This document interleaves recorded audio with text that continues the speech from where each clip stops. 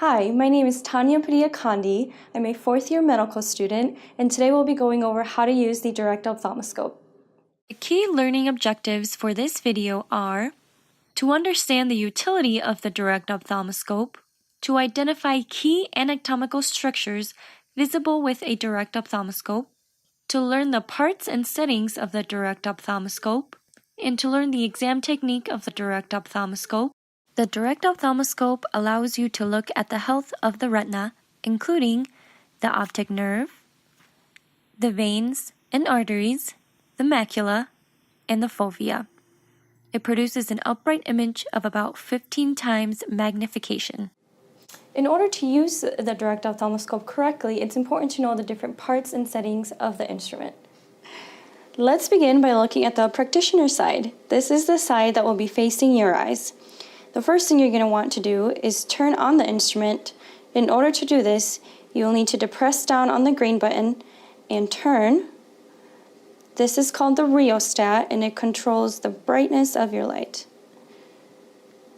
This is the eyebrow rest. This is the viewing window.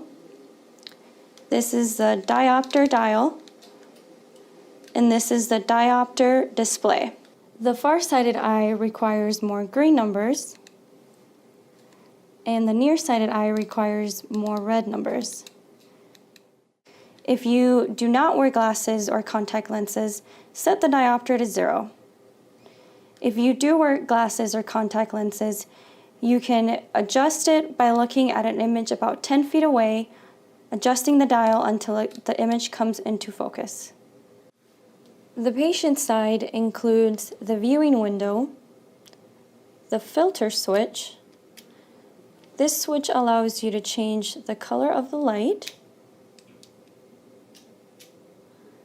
The red-free light allows you to look more closely at the vasculature. The aperture switch allows you to change the size of the light.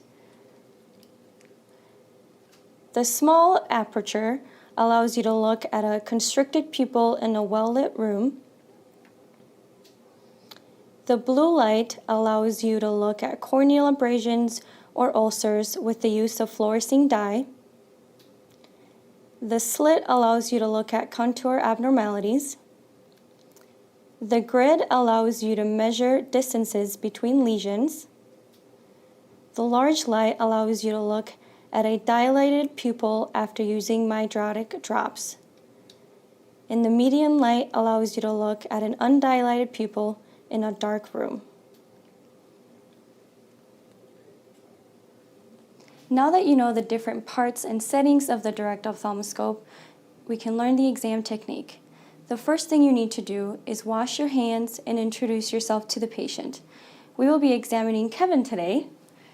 And the most important part of this exam is to position the patient correctly. You're going to want to have the patient's eyes at the level of the instrument. So we'll be moving you up, Kevin.